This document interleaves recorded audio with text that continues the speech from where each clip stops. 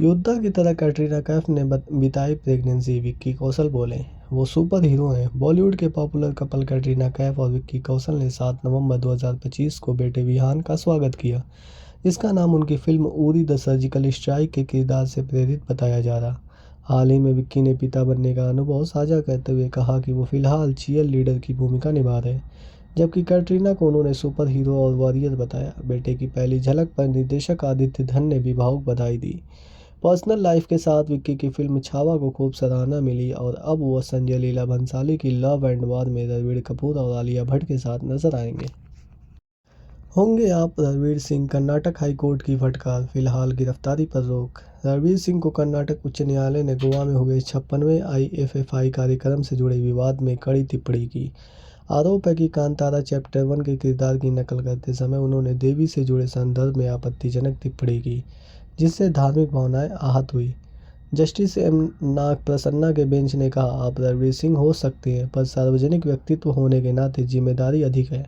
Internet कभी नहीं भूलता। कोर्ट ने 2 मार्च तक राज्य को कठोर कार्रवाई से रोका है और पक्षों की आपत्तियां दाखिल करने को कहा। रणवीर की ओर से सीनियर एडवोकेट साजन पुवैया ने बयान को बेपरवाह मानते हुए खुद हुए खेद जताया और कहा कि जो हुआ अनजाने में हुआ, अगली सुनवाई पर सबकी नजरें टिकी हैं।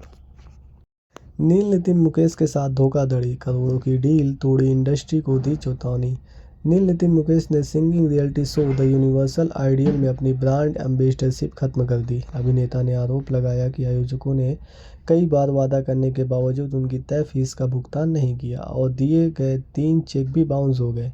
नील ने इंस्टाग्राम पर बयान जारी कर HMC इवेंट्स और संबंधित लोगों से सभी संबंध तुरंत खत्म करने की घोषणा की और अन्य कलाकारों को भी ऐसे समझौते से सावधानी बरतने की सलाह दी है। उन्होंने यह भी कहा कि इस मामले में कानूनी कदम उठाने का अधिकार सुरक्षित रखते हैं।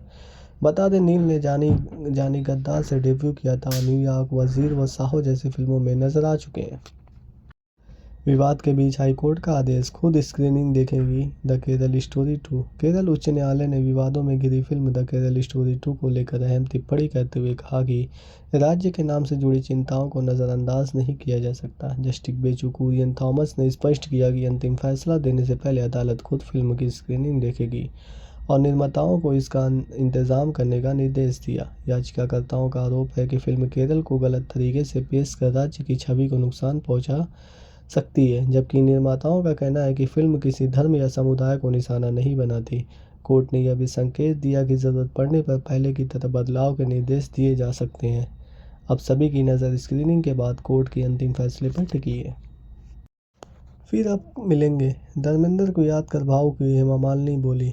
साथ रहने के लिए साथ साइन करते थे। फिल्म में दिग्गज अभिनेत्री हेमा मालिनी ने अपने दिवंगत पति धर्मेंद्र को याद करते हुए भावुक प्रतिक्रिया दी। उन्होंने बताया कि कैरियर के व्यस्त दौर में साथ समय बिताने के लिए दोनों अक्सर एक ही फिल्म साइन करते थे। बाफ्टा में धर्मेंद्र को इन मेमोरियम श्रद्धांजलि मिलने पर हेमा ने कहा कि वो सिर्फ भारत ही नहीं बल्कि पूरी दुनिया के सुपरस्टार थे। उन्होंने भावुक होकर कहा कि मैं उन्हें हर पल याद करती हूँ और अक्सर सोचती हूँ क्या वो सच में चले गए, फिर कब मिलेंगे। बता दें, दोनों की शादी 1980 में हुई थी और उन्होंने शोले और चुपके चुपके जैसी यादगार फिल्मों में साथ काम किया।